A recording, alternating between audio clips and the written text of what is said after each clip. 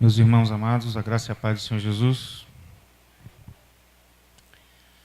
Que bom poder estar aqui para aprender um pouco mais da palavra de Deus. Eu quero louvar a Deus pela oportunidade que Ele tem nos dado de poder estudar a respeito da sua palavra, em João 15, uma jornada de estudos bíblicos maravilhosa que a gente tem tido aqui nesses dias. Tem sido bastante enriquecedor para todos nós aprender a palavra de Deus baseado nessa passagem, nesse capítulo em particular de João. Apesar de nós estarmos estudando João na escola bíblica dominical, né, ao longo do ano passado e desse ano também, a gente destacou o capítulo 15 para estudar esse capítulo por meio de mensagens expositivas às terças-feiras específicas, né? São 8 mensagens baseadas, todas elas no capítulo 15 de João. Nós colocamos um título na série, Permanecendo em Jesus. E hoje nós vamos falar sobre o fruto. O fruto. Eu queria que você abrisse a sua Bíblia em João 15. Vamos ler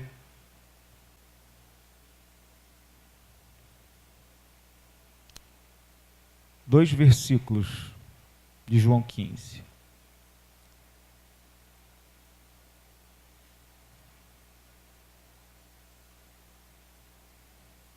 Na verdade, 3 versículos.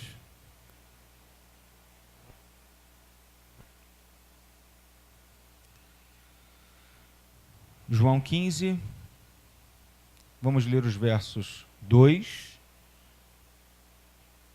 5 e 8. 2, 5 e 8. Vamos ler mais um também, o versículo 16. Leiamos a palavra de Deus. Verso 2, 5, 8 e 16. Diz assim o texto: Todo ramo que está em mim e não dá fruto, ele o corta, e todo ramo que dá fruto, ele o limpa para que dê mais fruto. Versículo 5. Eu sou a videira, vós sois os ramos, quem permanece em mim e eu nele, esse dá muito fruto, porque sem mim nada podeis fazer. Versículo 8. Meu Pai é glorificado nisto, em que deis muito fruto, e assim sereis meus discípulos.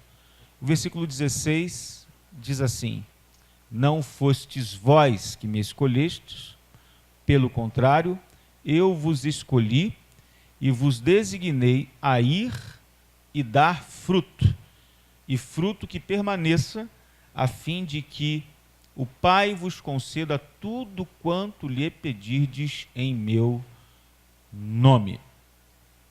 Amém? Vamos orar mais uma vez. Senhor, muito obrigado, Pai, pela leitura da Tua palavra. Te rogamos nesta noite que o Senhor nos fales, nos ensines por intermédio da mesma, que haja no nosso coração, Senhor, uma disposição para aprender, para crescer, ó Deus, de acordo com aquilo que o Senhor tem reservado para nós nesta reflexão de hoje. Que as nossas vidas estejam completamente cativas à Tua palavra, o nosso coração esteja aberto, preparado para recepcionar a semeadura nesta noite da Tua palavra. E que a Tua palavra encontre, ó Pai, guarida nos nossos corações, mas que ela não fique na superfície, que a semente da Tua palavra não seja abafada, não seja eliminada ou mesmo roubada dos nossos corações, mas que ela penetre em solo fértil e que ela possa nascer, crescer, para que nós venhamos dar fruto que glorifique o seu santo nome, meu Senhor. No nome de Jesus nós oramos. Amém e amém. Nós vivemos numa época muito complexa, muito difícil, que é uma época conhecida por alguns estudiosos como a época da modernidade líquida. A época da modernidade líquida. Um sociólogo polonês chamado Zygmunt Bauman, morreu ano passado, ele escreveu uma série de livros baseados na modernidade líquida, e eu adquiri alguns desses livros, dessa série, e um desses livros tem por título O Amor Líquido, o Amor Líquido, onde ele fala sobre a fragilidade dos laços humanos, dos relacionamentos humanos. Na verdade, a era da modernidade líquida em que vivemos, um mundo repleto de sinais confusos, propenso a mudar com a rapidez e de uma forma muito imprevisível, é fatal para a nossa capacidade de amar. E o fato é que os relacionamentos dos nossos dias são relacionamentos fluidos, são relacionamentos líquidos, não tem solidez, não tem consistência. Então, seja o amor direcionado ao próximo, seja o amor direcionado à família, a parceiros, a amigos, ou mesmo a nós mesmos, né? O amor, ele sofre de uma forma muito significativa nessa era moderna, que traz consigo uma misteriosa fragilidade dos laços humanos, dos laços fraternos. E por isso eu queria iniciar, na verdade, lendo um trecho deste livro, escrito por Zygmunt Bauman, Amor Líquido, que tem por título, o capítulo que eu vou ler, o trecho, que é a introdução do capítulo, tem por título O Amor ao Próximo, ou, na verdade, a dificuldade de amar o próximo. Olha que interessante o que ele escreve aqui. A invocação de amar o próximo como a si mesmo, diz Freud, em O Mal-Estar na Civilização, é um dos preceitos fundamentais da vida civilizada. É também o que mais contraria o tipo de razão que a civilização promove, a razão do interesse próprio e da busca da felicidade. O preceito fundador da civilização só pode ser aceito como algo que faz sentido e adotado e praticado se nos rendermos à exortação teológica, que aqui no latim é credere quia absurdum, que ele diz: acredite porque é absurdo. Com efeito, é suficiente perguntar: por que devo fazer isso? Fazer o quê? Amar o próximo. Que benefício isso me trará? Para sentir o absurdo da exigência de amar o próximo, qualquer próximo, simplesmente por ser um próximo. Se eu amo alguém, ela ou ele deve ter merecido de alguma forma. Eles o merecem se são tão parecidos comigo de tantas maneiras importantes que neles posso amar a mim mesmo. E se são tão mais perfeitos do que eu, posso amar neles o ideal de mim mesmo. Mas se ele é um estranho para mim, e se não pode me atrair por qualquer valor próprio ou significação que possa ter adquirido para a minha vida emocional, será difícil amá-lo. Essa exigência parece ainda mais incômoda e vazia pelo fato de que, com muita frequência, não me é possível encontrar evidências suficientes de que o estranho a quem devo amar me ama ou demonstra por mim a mínima consideração. Se lhe convier, não hesitará em me injuriar, zombar de mim, caluniar-me e demonstrar seu poder superior. Assim, indaga Freud, qual é o objetivo de um preceito enunciado de modo tão solene ao seu cumprimento, e se o seu cumprimento não pode ser recomendado como algo razoável? Somos tentados a concluir, contra o bom senso, que o amor ao próximo é um mandamento que, na verdade, se justifica pelo fato de que nada mais contraria tão fortemente a natureza original do homem. Quanto menor a probabilidade de uma norma ser obedecida, maior a obstinação com que tenderá a ser reafirmada. E a obrigação de amar o próximo talvez tenha menos probabilidade de ser obedecida do que qualquer outra. Quando o filósofo talmúdico Rabi Hillel foi desafiado por um possível convertido a explicar o ensinamento de Deus enquanto pudesse sustentar numa perna só, ele ofereceu o amar o próximo como a si mesmo, como a única resposta, embora completa, que encerra a totalidade dos mandamentos divinos.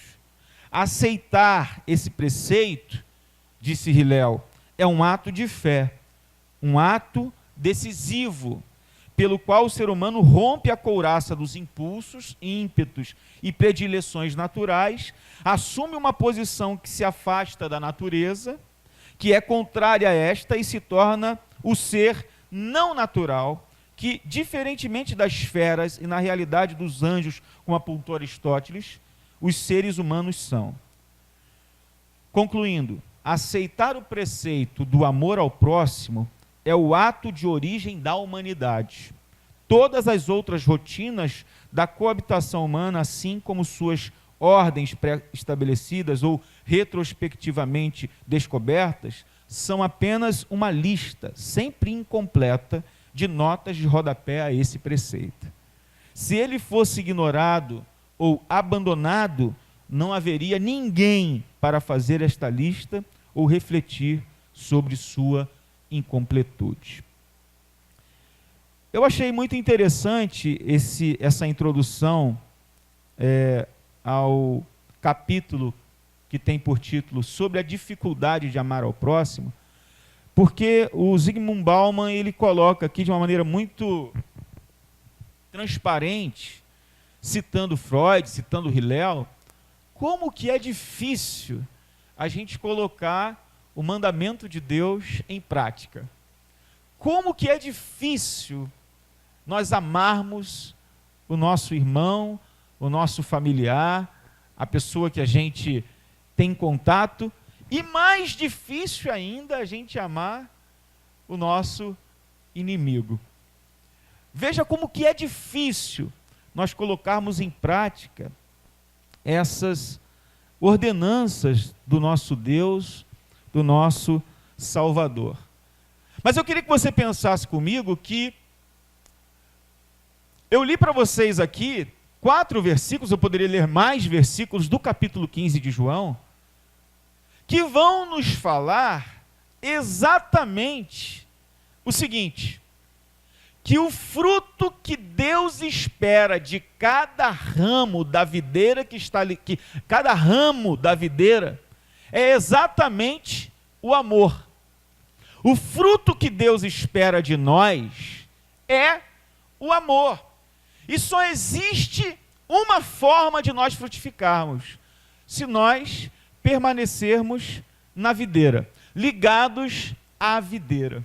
Vejam os irmãos, eu vou ler mais uma vez o texto e vou concluir com um versículo que eu não li, para que os irmãos estejam muito certos de que o que Deus espera de nós é que nós amemos o nosso irmão, o nosso próximo, quem quer que seja que esteja em nosso redor. Vejam só, versículo 2: todo ramo que está em mim e não dá fruto, ele o corta, e todo ramo que dá fruto, ele o limpa para que dê mais fruto. Quem é que limpa? Deus, o agricultor. Ele quer que o ramo que dá fruto dê mais fruto. E ele quer que todo ramo que não dá fruto dê fruto. Ele corta o ramo que não dá fruto, para que esse ramo dê fruto. E todo ramo que dá fruto, ele quer que esse ramo dê mais fruto. Mais fruto. Então, preste bastante atenção, irmãos. O desejo de Deus, como agricultor, nessa vinha, nesse ecossistema que é a vinha, que é a igreja, onde a gente pode mostrar claramente, dentro dessa vinha, desse ecossistema de Deus divino, que Jesus é a videira, nós somos os ramos. Dentro desse ecossistema, Deus quer que nós frutifiquemos. Versículo 5, eu sou a videira verdadeira, disse Jesus, eu sou a videira verdadeira, disse Jesus, vós sois os ramos, quem permanece em mim e eu nele, esse dá muito fruto, porque sem mim, nada podeis fazer. Aqui está claro que nós não conseguimos dar fruto sem permanecer em Jesus. Concordam? Versículo 8, meu Pai é glorificado, olha só que interessante, meu Pai é glorificado nisto, em que deis muito fruto, e assim sereis meus discípulos. Jesus dizendo, o Pai é glorificado em que o ramo dê muito fruto,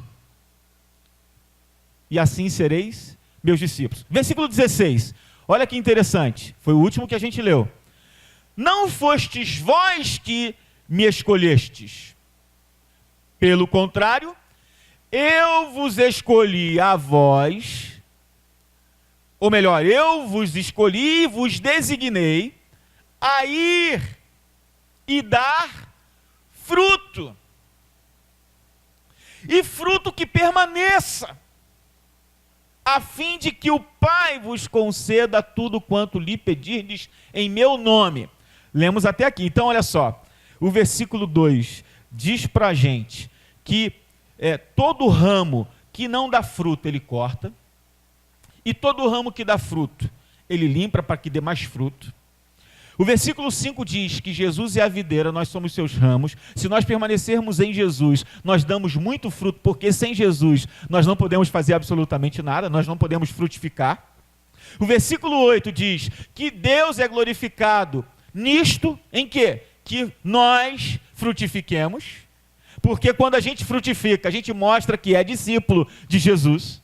E o versículo 16 diz que não foi a gente mesmo que escolheu o Senhor, mas Ele que nos escolheu. E Ele nos escolheu e nos enviou e nos designou para que nós frutifiquemos, para que a gente dê muito fruto e fruto que permaneça.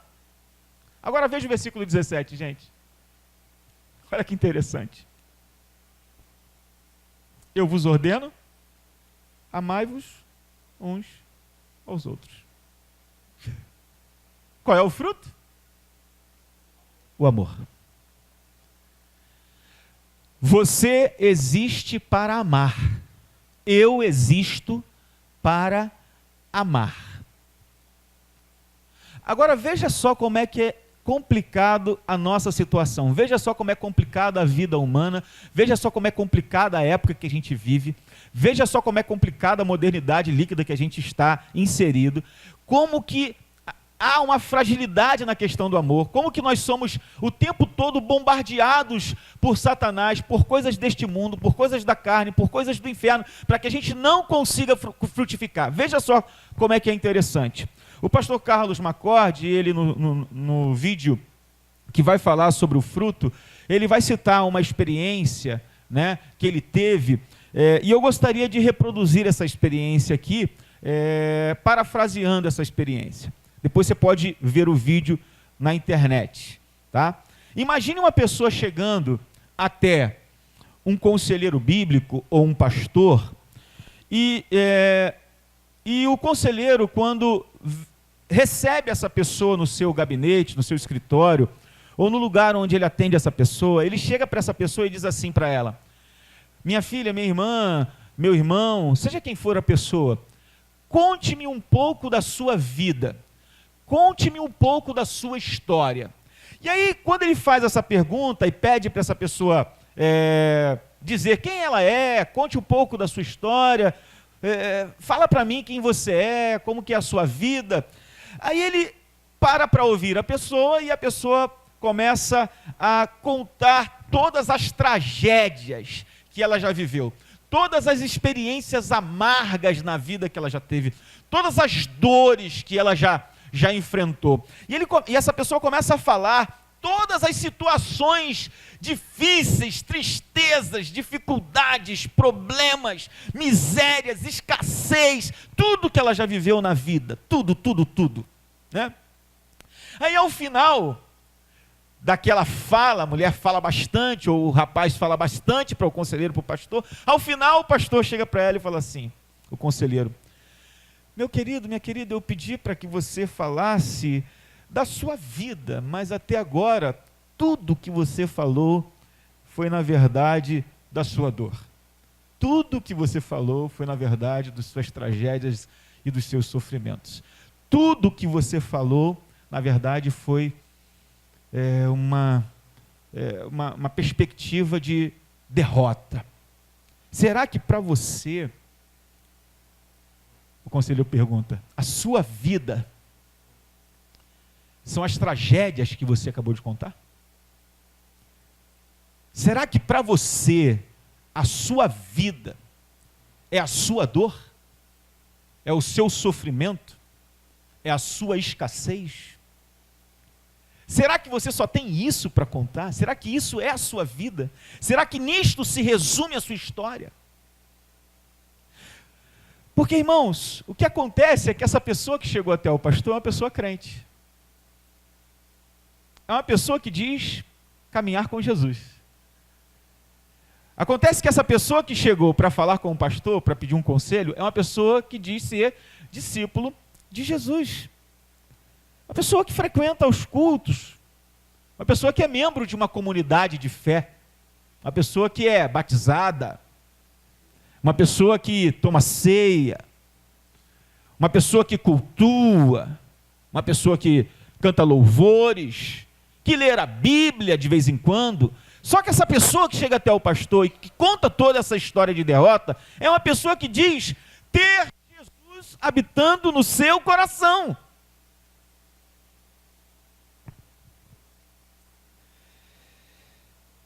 Irmãos, eu fico pensando nisto, porque isso não foge à realidade de muitas pessoas que a gente contata. Isso não foge à realidade de muitas pessoas que a gente pastoreia, ou até mesmo da nossa própria vida, que muitas vezes é vivida apenas na perspectiva da dor, do sofrimento, da escassez, da tragédia, do problema, do sofrimento.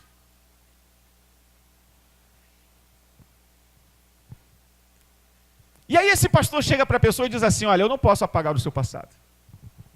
Ele é um fato. É uma verdade.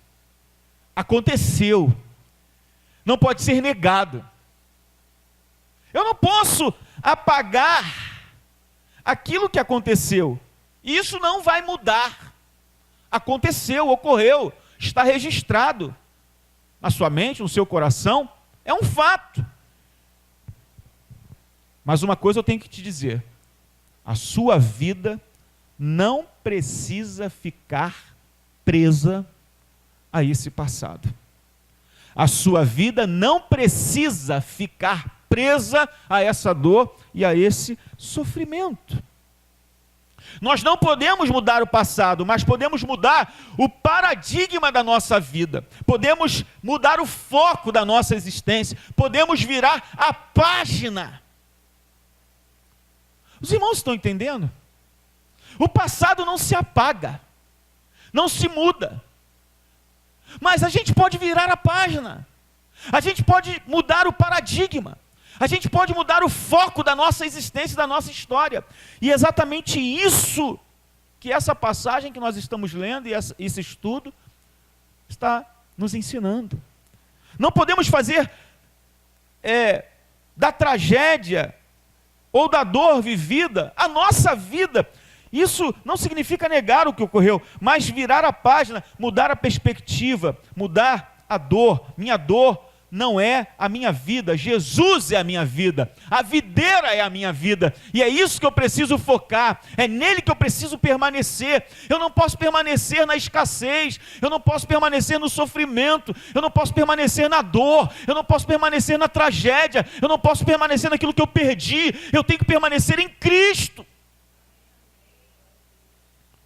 Porque quando nós fixamos a nossa vida em alguns paradigmas pessimistas, de derrota, de dor, de desilusão, de destruição, de escassez, vivemos uma vida infeliz, e com um sentimento de falta, com um sentimento de nostalgia, com um sentimento de ausência, com um sentimento de escassez.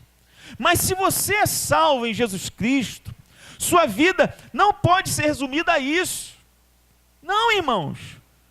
Passamos sim por momentos difíceis, a gente não vai negar isso, todos nós passamos. Em nenhum momento Jesus garantiu que quando nós aceitássemos a Ele, entregássemos a vida a Ele, fôssemos salvos por Ele, nos tornássemos seus discípulos, que nós estaríamos isentos de passar por dificuldades. Não, irmãos, no mundo tereis aflições. Essas situações são situações enquanto estivermos aqui.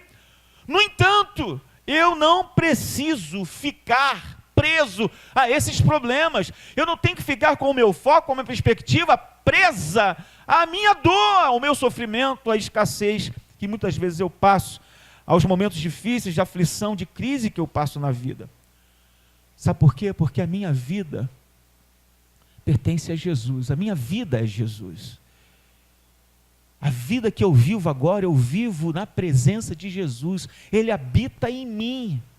E que bom que Ele está aqui, que bom que Ele habita aqui em mim, porque toda a vida espiritual, toda a vida cristã que eu preciso viver, habita em mim, é Jesus Cristo. Já não vivo eu, Cristo vive em mim. Amados, o mundo, ele vive o anseio inconsolável da busca por satisfação, através de todos os meios, mas não em Deus.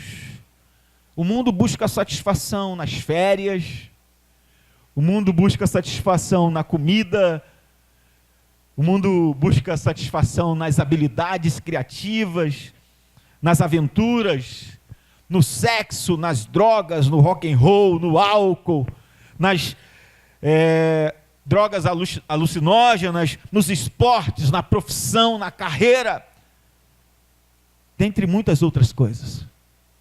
Mas o fato é que o vazio permanece, né? E a plena satisfação da vida, a alegria permanente, ela não é encontrada nessas coisas, porque ela só pode ser encontrada na pessoa de Jesus Cristo. A alegria do nosso coração é uma pessoa, Jesus. A satisfação plena da nossa vida é uma pessoa, Jesus. Tudo que a gente precisa nós encontramos em Jesus. Mas eu queria dizer para você uma coisa: para nós ganharmos Jesus, para nós vivermos firmes e permanentemente, continuamente em Jesus, isso pode e nos custará muito caro. Pode nos custar, por exemplo, os nossos amigos. Pode nos custar, por exemplo, a nossa própria família. Até a nossa própria reputação. Isso custa até mesmo a nossa própria vida. Os nossos desejos e afeições. Mas eu quero que os irmãos pensem comigo como que isso vale a pena. Perder a vida para ganhar a Cristo. Vale muito a pena. Deus nos criou, irmãos, para a sua própria glória. E agora, veja se isso não faz sentido. Deus, Ele é mais glorificado, disse John Piper, Ele é mais glorificado na vida dos seus filhos quando os seus filhos estão mais satisfeitos nele. Deus é mais glorificado na vida dos seus filhos quando os seus filhos estão plenamente satisfeitos nele. Deus, Jesus Cristo, o Espírito Santo, é o maior presente que o Evangelho pode nos dar. Não pense em outra coisa. Jesus é o maior presente, é a maior bênção, Ele habita em nós. E Deus, ele é mais glorificado quando nós nos alegramos e nos satisfazemos plenamente na pessoa de Jesus. Então, glorificar a Deus, se alegrar em Deus, é o fim supremo, é o propósito eterno de termos sido criados. Nós só fomos criados para isso, para glorificar a Deus e se alegrar nele, nos alegrarmos nele perpetuamente, eternamente. Então, meus irmãos, Deus, ele é glorificado quando a nossa alma está satisfeita. Eis a razão de ser e de existir do homem. Quando a nossa alma está satisfeita, Deus é glorificado. Mas o que pode satisfazer a alma humana? Só Jesus. Infelizmente, não fomos ensinados, irmãos. Nós não fomos ensinados a permanecer no amor de Deus. Infelizmente, nós não fomos ensinados a permanecer em Jesus para termos uma vida saudável e frutífera. Sabe por quê? Porque nós temos aprendido desde sempre que fruto é outra coisa. Fruto é outra coisa. A gente tem aprendido que fruto é resultado de permanecer não em Cristo, mas parece que fruto é resultado do nosso próprio esforço. A gente tem aprendido há muito tempo que fruto é resultado do nosso desempenho. Fruto é resultado de muito trabalho, trabalho árduo. Dar fruto é o mesmo que você transpirar, suar, fazer por onde. É isso que a gente tem aprendido ao longo do tempo. Agora, fruto, nessa perspectiva, é muito frustrante. Porque ver fruto como recompensa pelo meu esforço e desempenho, na verdade, nada tem a ver com permanecer em Jesus. Nada tem a ver com Cristo sendo formado em nós. Nada tem a ver com o nível de satisfação que a minha vida tem em Deus. Nada tem a ver. Porque quando eu penso em fruto como algo que tem a ver com o resultado do meu trabalho, do meu esforço, do meu desempenho, sabe o que acontece? Na verdade, eu acabo ficando frustrado. Eu acabo ficando desanimado. Eu acabo, ficando totalmente desmotivado. Porque o fruto que João 15 nos ensina, e a gente viu isso aqui logo na introdução, o fruto que João 15 se refere não tem nada a ver com esforço, pois isso desencadearia uma eterna competição e um orgulho que levaria as pessoas ao desespero, ao medo, à insatisfação, à frustração e por fim a um colapso. Um colapso. Por quê? Porque todo o processo de frutificação se basearia na falta, na ausência. E todo o trabalho seria o trabalho para a gente conquistar alguma coisa. Todo o trabalho seria o trabalho, um esforço, desempenho, todo um exercício para a gente conquistar algo que nos falta. Mas como é que você vai poder ter satisfação em algo que você não tem? É sempre uma angústia. É sempre um frenesi para conquistar. Pense os irmãos, a substância, a diferença substancial está exatamente aqui, de que João 15 transmite uma mensagem de que todo fruto produzido no ramo não é resultado do seu próprio esforço, mas é o resultado de permanecer ligado na videira que é Jesus. Eu permaneço, eu descanso em Cristo, eu estou nele todos os dias. A presença absoluta, a presença abundante de Jesus na minha vida, na vida do cristão, vai produzir o fruto que Deus, o agricultor, espera que eu produza. E o processo de produção, então, de fruto, precisa fundamentalmente dessa abundância que é Cristo Jesus, a videira. E quanto mais eu permaneço nele, mais fruto eu dou. Porque sem Jesus, eu não posso fazer nada. Nada.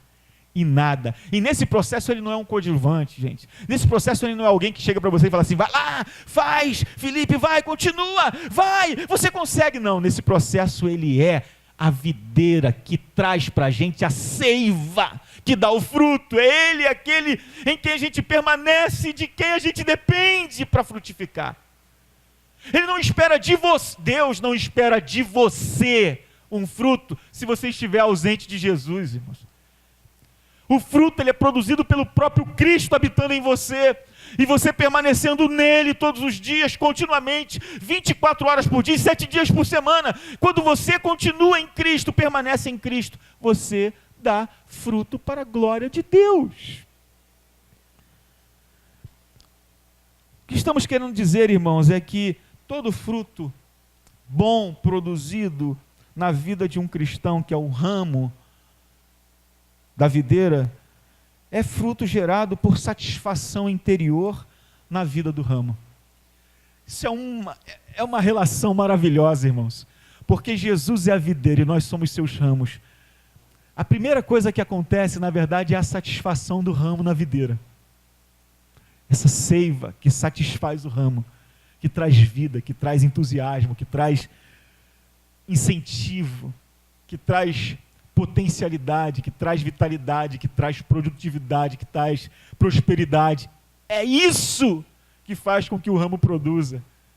É aquilo que é trazido ao nosso próprio interior, é a satisfação plena em Jesus. O fruto, irmão e irmã, é algo que é produzido na vida de um cristão que abençoa outras pessoas. Sim.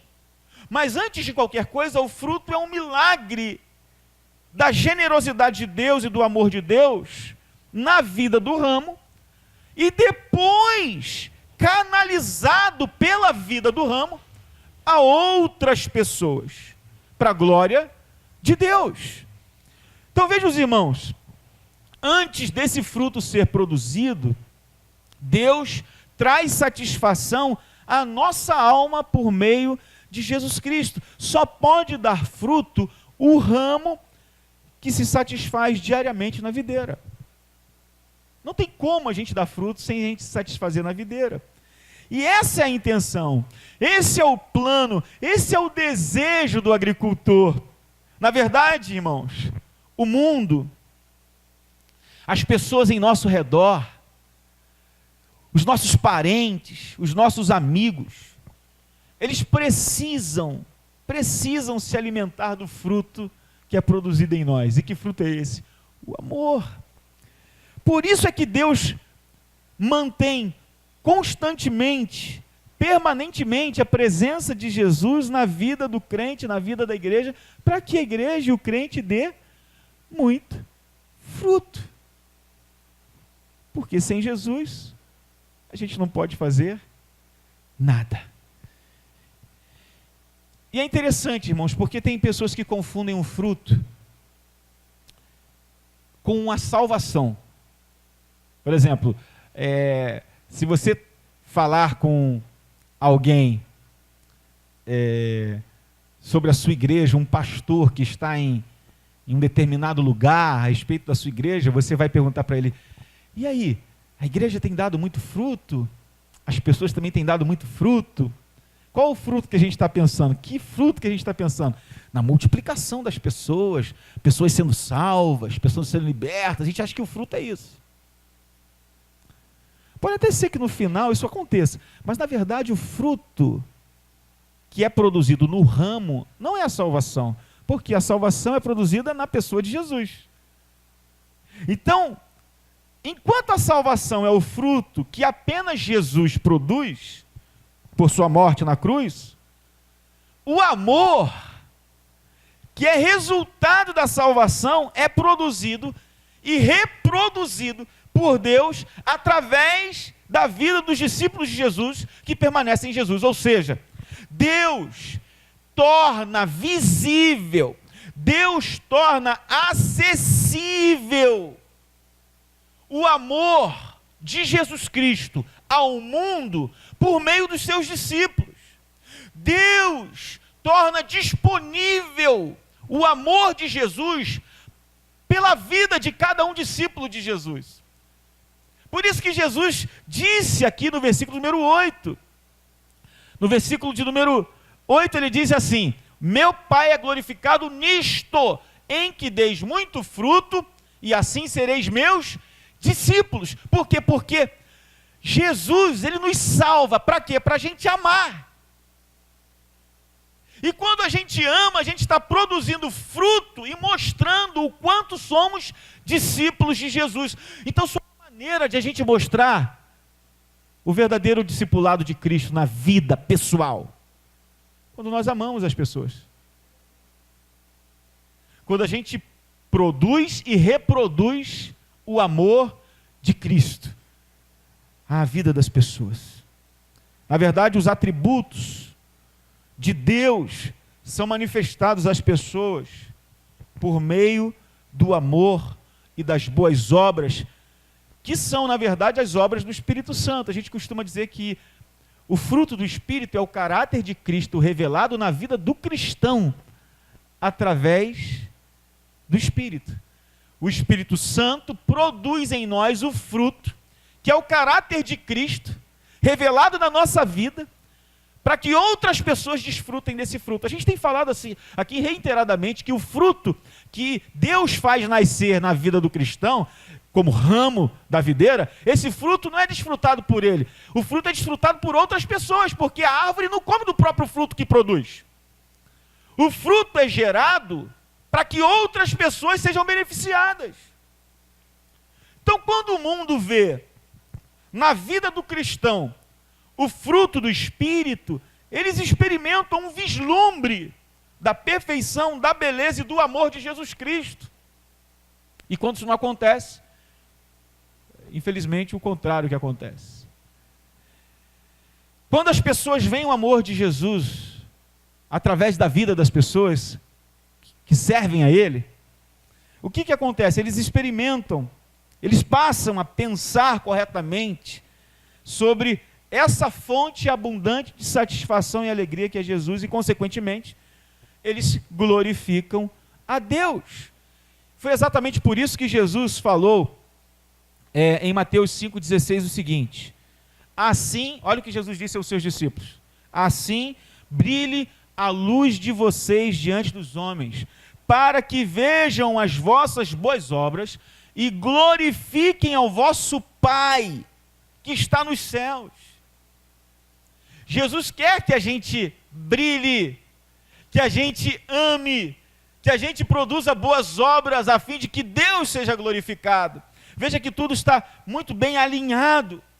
Por quê, irmãos? Porque Deus usa cada um de vocês, cada um de nós, como ramos para reproduzir o fruto do amor de Jesus às pessoas. Esse mundo precisa de amor, gente. Esse mundo precisa ser amado. Esse mundo precisa conhecer o amor de Deus. E a igreja só está na terra para fazer conhecido o amor de Deus. Os crentes só estão aqui para fazer conhecido o amor de Deus. Eu só existo, eu só estou na terra para amar. Você precisa guardar isso. Se você guardar isso, sair daqui pensando nisso, duas coisas você precisa guardar muito, muito firmemente no seu coração e fixado na sua mente e coração. Sabe o quê? Lembre-se da imagem de uma uva. Quem não gosta de uva aqui, né? Você passar no supermercado, dá uma olhadinha na uva, lá na prateleira de frutas. Uma uva rosada, verde, seja qual for. Aquela, como é que é? Tem a Thompson, Rubi. Tem vários tipos de uva. Quando você olhar para a uva, lembre-se do seguinte: eu existo para amar. Esse fruto, Jesus usou isso aqui para dizer que eu existo, eu preciso amar as pessoas, eu existo para amar. Lembre-se disso. Se você lembrar disso, a minha mensagem já alcançou o seu propósito. Aí eu quero pensar com vocês, para a gente concluir, partir para a conclusão, quero pensar de uma maneira mais prática no que significa amar. E aqui, que é o ponto mais nevrálgico da mensagem, o ponto mais central. Porque o que significa isso na prática? Na teoria é tranquilo. Mas o que significa de fato frutificar na prática? Eu vou falar isso numa perspectiva pastoral e vou falar isso numa perspectiva de membresia, ou seja, como membro da igreja, como irmão, servo de Deus, como qualquer outra pessoa. Vou falar a perspectiva pastoral de liderança e vou falar a perspectiva como membro, como parte do corpo de Cristo, porque eu sou também e todos somos. Vejam só os irmãos. Quando a gente pensa no amor dentro da igreja, quando a gente pensa no amor dentro das relações eclesiásticas, a gente começa a perceber que Deus nos manda amar em qualquer circunstância, seja ela favorável ou seja ela desfavorável. E eu tenho aprendido isso a duras penas, porque todos nós somos seres humanos e estamos inseridos dentro dessa modernidade líquida, desse amor líquido, desse amor fluido, desse amor que não tem solidez, desse amor que o tempo todo está se desfazendo. Eu tenho aprendido, dentro dessa situação que a gente vive hoje, na nossa atual conjuntura, como que isso é difícil. Mas eu tenho sido desafiado, dentro da igreja, dentro do relacionamento eclesiástico, a amar em qualquer circunstância, seja ela favorável ou desfavorável. Eu tenho aprendido que um homem, ele só está pronto para pastorear uma igreja quando ele está disposto a amar a igreja sem que a igreja o ame.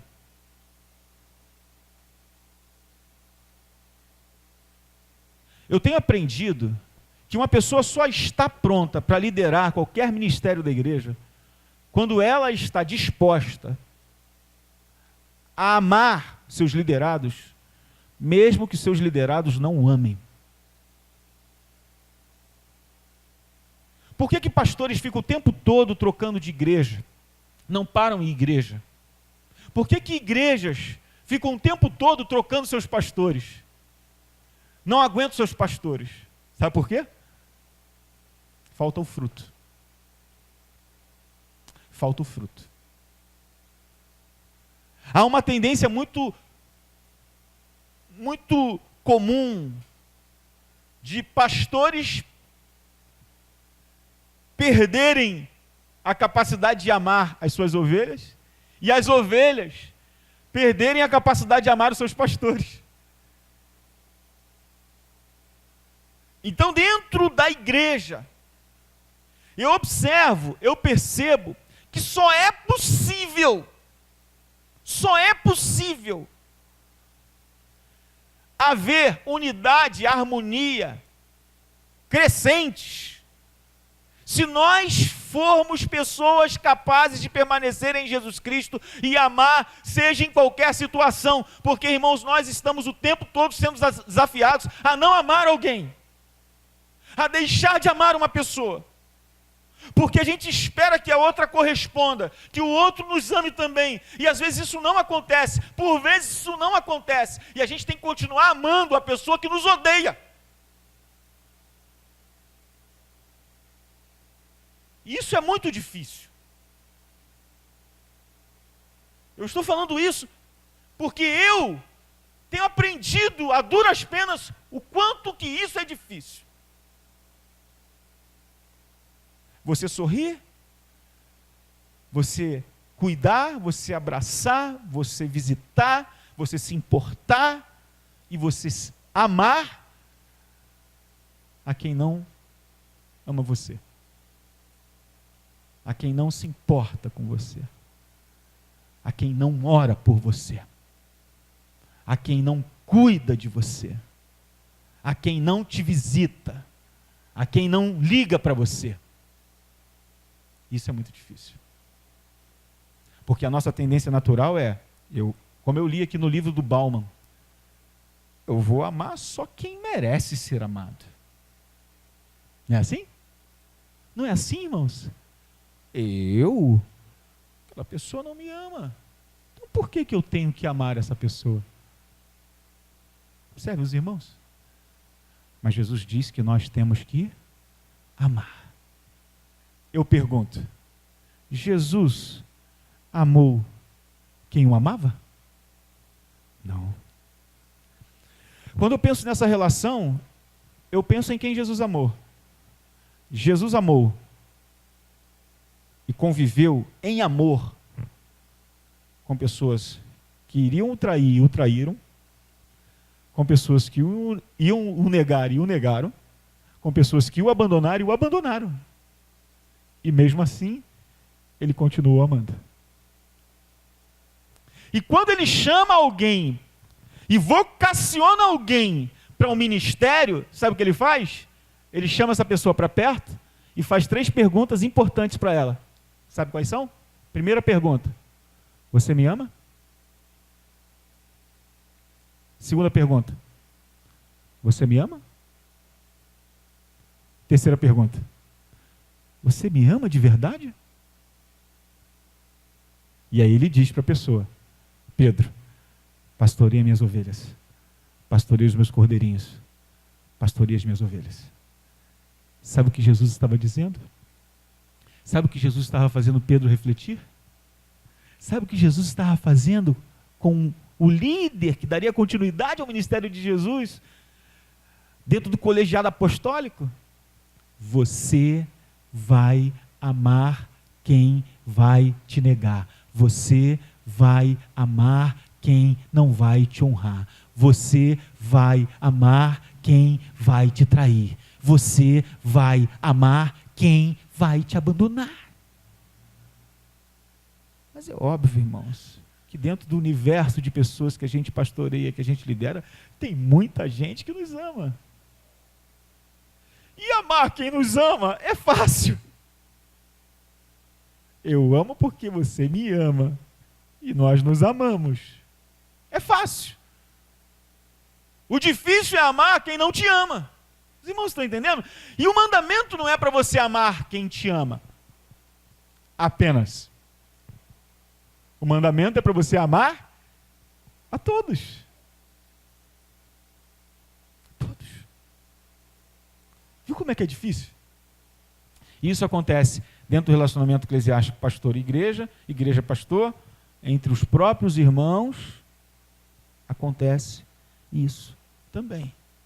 Então está aqui a palavra de Deus, você precisa frutificar em toda e qualquer circunstância, favorável ou desfavorável.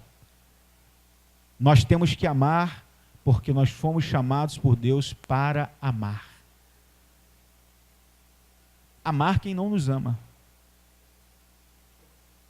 Considerar quem não nos considera. Nos humilhar se for necessário. Os irmãos estão entendendo? Aí eu vou partir para uma outra esfera, que é a esfera dos relacionamentos. Aí eu me coloquei como membro da igreja, estou saindo do universo da igreja, agora eu estou vivendo como servo de Jesus, discípulo de Jesus, dentro do meu próprio contexto de vida social, familiar, trabalho, amigos, família. Aí eu quero pegar como exemplo a família. Preste atenção aos irmãos na frutificação dentro da família. Preste bastante atenção, irmãos. Quando uma pessoa, ela constitui uma família, quando ela decide se casar, a gente costuma muito dizer o seguinte, principalmente a gente que trabalha com Casados para Sempre, Ministério de Casais, a gente ouve muitas pessoas falarem isso em palestras e tudo mais, que eu não me casei para eu ser feliz, eu me casei para fazer o outro feliz, não é isso? A gente não fala sempre isso? Mas aí eu queria mudar o paradigma aqui, tá? Mudar o paradigma. Porque nem uma frase, nem a outra, ela encontra respaldo bíblico. Pelo menos nessa passagem. Eu me casei para amar o outro. Uma diferença muito gritante aqui. Porque quando eu falo que eu me caso para fazer a outra feliz, eu pressuponho que eu sou a pessoa imprescindível que farei a outra feliz. Isso não é verdadeiro, gente. Isso não é verdadeiro absolutamente. Só há uma pessoa que de fato pode encher o nosso coração e nos trazer felicidade plena e saudável, satisfação na nossa alma. Quem é essa pessoa? Não sou eu, não é a minha esposa, não é, irmãos, não é. É Jesus. Só Jesus. E quando ele me diz para me relacionar com outro, ele pede para me relacionar em amor com o meu irmão, com a minha irmã, com a minha esposa, com os meus filhos. É em amor. Eu me caso para eu amar o outro, em qualquer circunstância. Então essa satisfação depende de Jesus, não depende do cônjuge, não depende. Então a pessoa só está pronta para casar, irmãos, quando ela descobre, quando ela sabe, quando ela entende que a única satisfação do seu coração é a pessoa de Jesus e que ela está se casando para amar o outro. Nós não podemos querer ser para o nosso cônjuge aquilo que a gente jamais vai conseguir ser, porque só Jesus consegue ser. Mas se Jesus permanece em nós, e nós permanecemos nele, nós conseguimos amar o nosso esposo, a nossa esposa, os nossos filhos, da maneira como Jesus amou a igreja. Oh, irmãos, é a vida de Jesus fluindo através de nós. É o ramo, preste atenção na metáfora, é o ramo conectado na videira. A videira ama. Ela demonstra o seu amor de diversas formas. Jesus amou a cada um de nós e tem amado até hoje, insistido pacientemente, nos amando. E quando nós permanecemos nele, nós frutificamos neste amor. Nós damos fruto. Agora eu pergunto a você, o que faz você parar de dar fruto?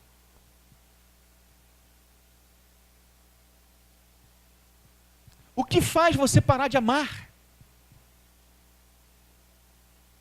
O que tem feito você parar de dar fruto? Eu queria dizer a você que independente do que tem feito, do que tem acontecido na sua vida para que você pare de dar fruto, eu queria dizer que você está completamente contrário àquilo que Deus preparou para você ser. Efésios capítulo 2, versículo 8 a 10 diz assim: pois vocês são salvos pela graça por meio da fé, isso não vem de vós, é dom de Deus, não por obras para que ninguém se glorie, porque somos criação de Deus, realizada em Cristo Jesus para fazermos boas obras, as quais Deus preparou antes para nós as praticarmos. Ou seja, eu não posso fechar a porta da frutificação, porque o grande alvo de Jesus na minha vida, enquanto videira, é fazer com que eu e você nunca fechemos os nossos corações para que ele deixe de frutificar. Nós temos que ter o coração como o coração de Jesus. Ramos que sempre dão frutos, e o alvo é este, que vem da vida de Jesus Cristo, e que nos é dado constantemente.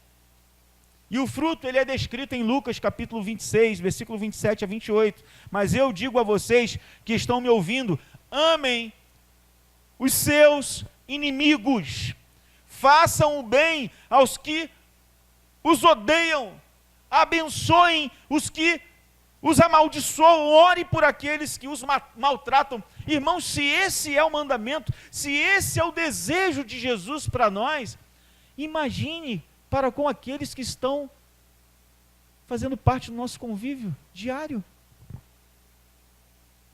Eu não posso fechar a porta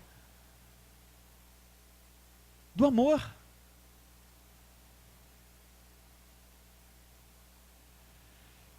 Eu quero concluir dizendo que a única condição para que eu compartilhe da vida da videira, a única condição é dar frutos que levam o amor salvador de Deus à humanidade. E eu poderia ficar aqui a noite inteira citando exemplos contando histórias, citando passagens que nos confirmariam essa verdade, de que nós fomos criados e nós existimos para amar. Mas eu penso que é suficiente aquilo que a gente ouviu aqui, para que a gente saia daqui, pelo menos, com isso na mente. Que Cristo e o crente, igualmente, tem o seu lugar no mundo exclusivamente com um propósito: levar o amor do Salvador aos homens e às mulheres que estão espalhados por esse mundo. Eu não sei se esse amor será levado a um ente querido, a um parente, a um colega de trabalho, ao esposo, à esposa, ao filho, ao irmão da igreja, a alguém que você não conhece. Eu não sei. Mas o fato é que esse amor precisa fluir através de nós. Deus nos trouxe aqui, Deus tem nos ensinado através desse texto de João 15 coisas maravilhosas. E o objetivo de Deus, o desejo de Deus é que a gente amadureça e que a gente ame.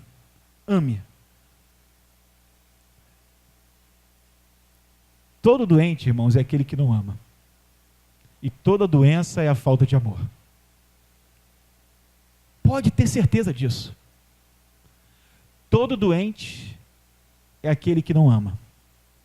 E toda doença é a falta de amor. Mas Jesus Cristo cura tudo. A presença abundante de Jesus em nós cura tudo, restaura tudo, resolve tudo e nos faz dar fruto para a glória de Deus. Amém? Vamos ficar de pé em nome de Jesus.